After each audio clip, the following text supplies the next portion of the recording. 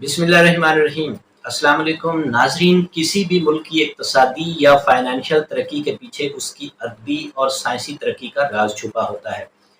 अगर हम ओवरऑल दुनिया के तमाम ममालिक और तमाम अक़वाम का जायज़ा लें तो वही कौमें तरक्की याफ्ता हैं जिनका माजी अदबी और साइंसी तरक्की के साथ जुड़ा हुआ है। अदब और साइंस में तरक्की उसी वक्त मुमकिन है जब हम इन चीज़ों का मुताला करेंगे, फिर उस मुताले के ऊपर रिसर्च करेंगे, तो लामहला तौर पर हम उस रिसर्च के नतीजा के तौर पर अदब और साइंस में बहुत आगे बढ़ जाएंगे। जब अदब और साइंस में तरक्की होगी तो इक़्तिसादी या फाइनेंशियल तरक्की होना लाजमी अमर है। बदकिस्मती से वो कौमें जो अभी तक इस बात को नहीं समझ पाई हैं, तारीख गवाह है उन्होंने कभी भी तरक्की ना की है। हम बाकी दुनिया को छोड़कर अगर हम अपनी कौम और मुल्क के बारे में बात करें तो इस वक्त हम अदबी और साइंसी तरक्की में दूसरी दुनिया से बहुत पीछे हैं। अदबी और साइंसी तरक्की रिसर्च की मरहून मिन्नत है जो हमारे यहाँ बिल्कुल अभी तक नहीं हो पाई है। इन तमाम असबाब व वजूहात का तफसीली तज़किरा करते हैं इस वीडियो में। वीडियो को मुकम्मल वॉच कीजिएगा। बहुत सारे हक़ाइक़ सामने आने वाले हैं जो कि दिलचस्पी से खाली नहीं है। बिस्मिल्लाहिर्रहमानिर्रहीम।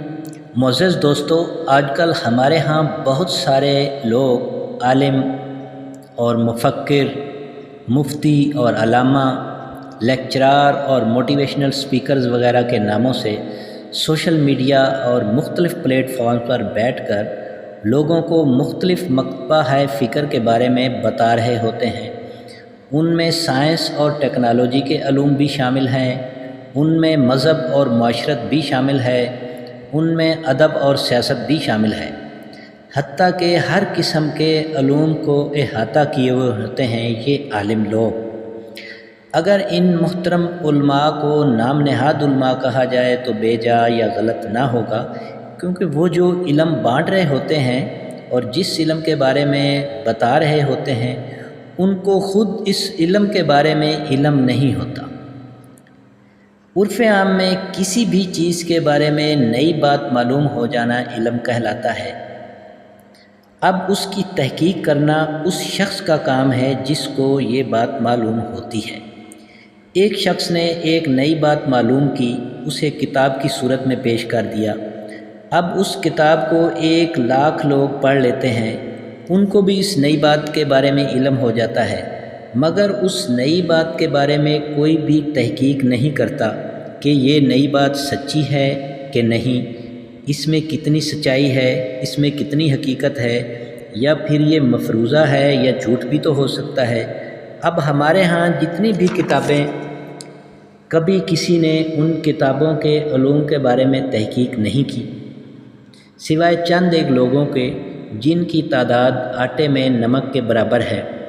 आजकल के आलिम लोग वही घसी पिटी बातें जो सैकड़ों सालों से पहले किताबों में लिख दी गई थी वो लोगों को बता रहे होते हैं। भाई ये तो किसी मैट्रिक के तालिब इल्म को किताब दे दें तो वो भी पढ़ लेगा। असल काम उस किताब के अंदर लिखे हुए हक़ाइक़ के बारे में रिसर्च करना होता है और उसी को इल्म हकीकी कहते हैं। मिसाल के तौर पर एक आलिम ने किसी बारे तहकीक की और एक किताब लिख दी। अब अगर उस किताब को पढ़कर 1,00,000 लोग या उससे भी ज़्यादा उसको पढ़कर अलमारी में रख देते हैं, मगर उसकी तहकीक कोई नहीं करता और उस इल्म को आगे कोई नहीं बढ़ाता, उस नज़रिए को, उस तहकीक को, उस ख़्याल को, उस कुलिया को, उस फार्मूला को आगे कैसे बढ़ाया जाएगा? साफ ज़ाहिर है कि मज़ीद तहकीक करेंगे, रिसर्च करेंगे तभी वो आगे बढ़ेगा। और उस किताब को 2 कदम मज़ीद आगे लेके जाने का यही तरीका है कि उसके ऊपर रिसर्च करें, उसके ऊपर तहकीक करें, और इसी को इल्म कहते हैं। अगर उसी किताब को लेके बैठे रहेंगे तो इल्म कैसे बढ़ेगा? ये तो वहीं का वही रहेगा। अब मैं आता हूँ हमारे आलमों, अदीबों और साइंसदानों की तरफ। क्या वो दुनिया के दूसरे आलमों के उलूम को पढ़कर इजाफ़ा कर रहे हैं? क्या उन किताबों पर तहकीक कर रहे हैं और रिसर्च का सिलसिला जारी है?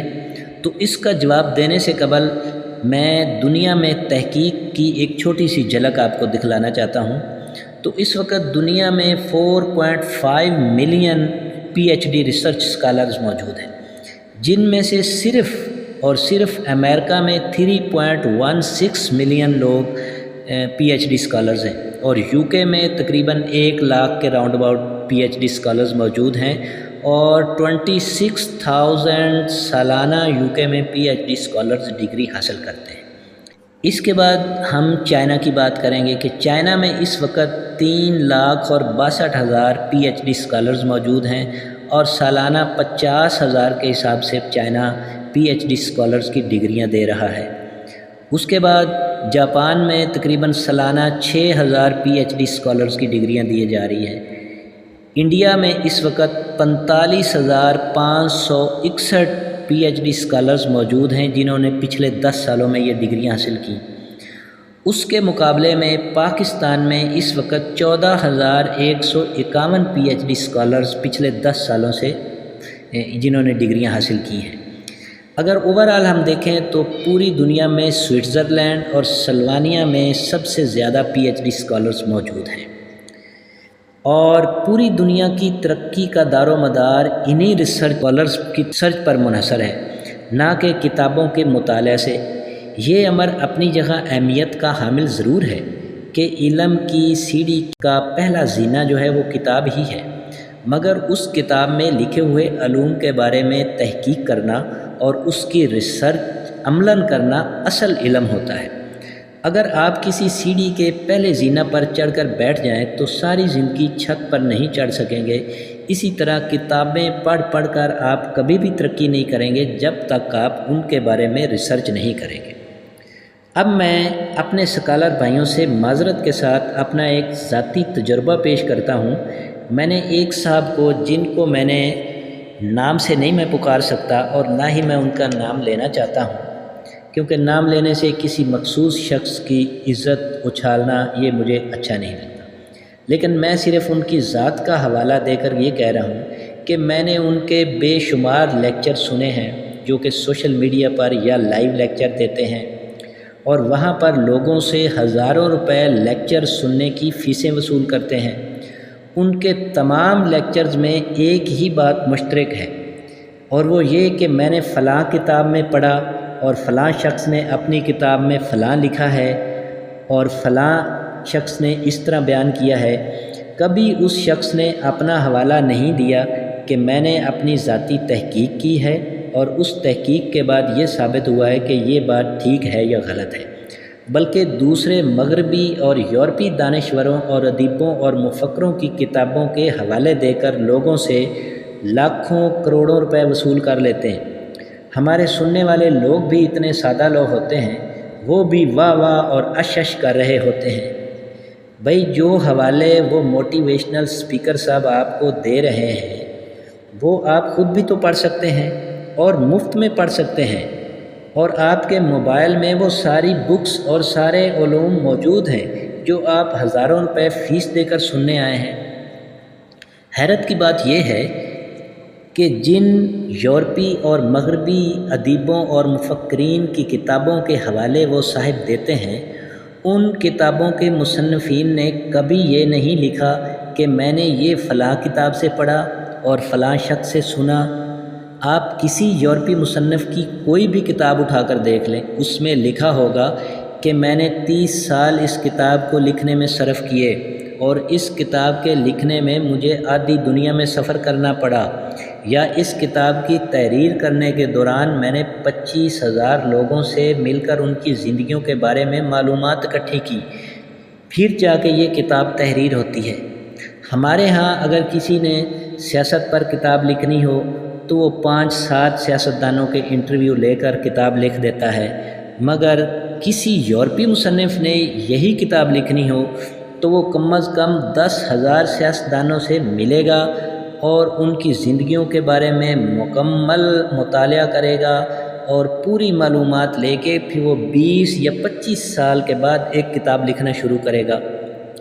दोस्तों, यूरोप, अमेरिका और पूरे मगरब की तरक्की का राज रिसर्च में ही पोशीदा है।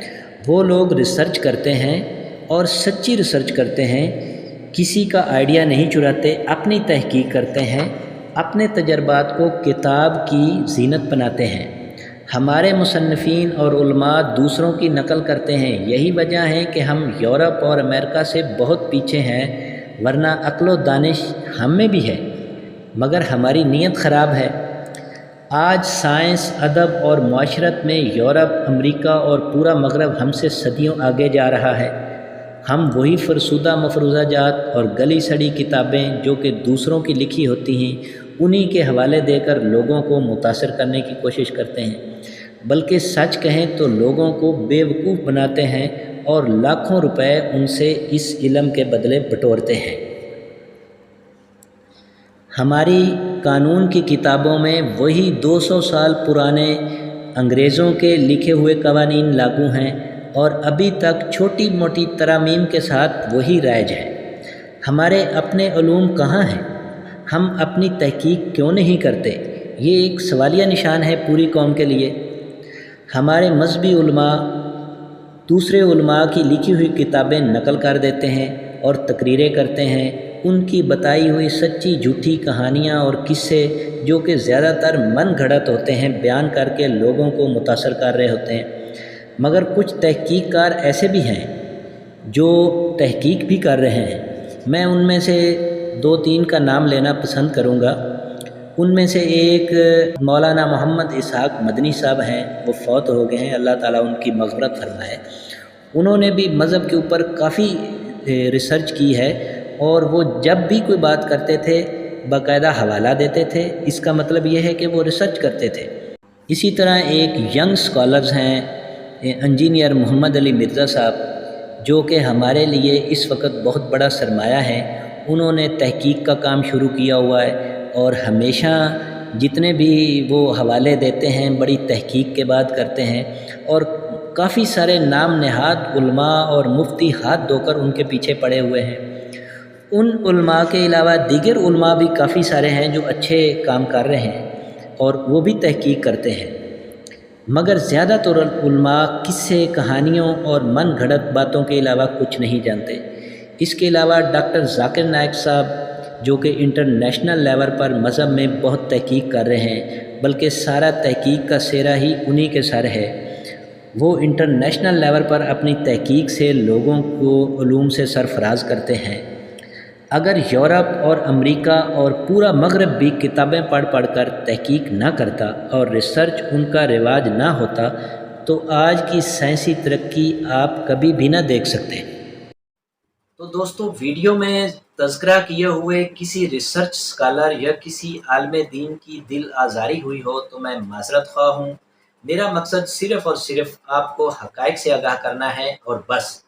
ایسی ہی ویڈیوز دیکھنے کے لیے میرے چینل ملینیم نیوز کو سبسکرائب کریں، لائک کریں اور دوستوں کے ساتھ شیئر کریں، اور اس کے اوپر اپنی رائے بھی دیا کریں۔ ملتے ہیں کسی نئی ویڈیو میں، تب تک اپنے ہوسٹ رانا رؤف احمد خان ایڈوکیٹ کو اجازت دیجیے۔ اللہ نے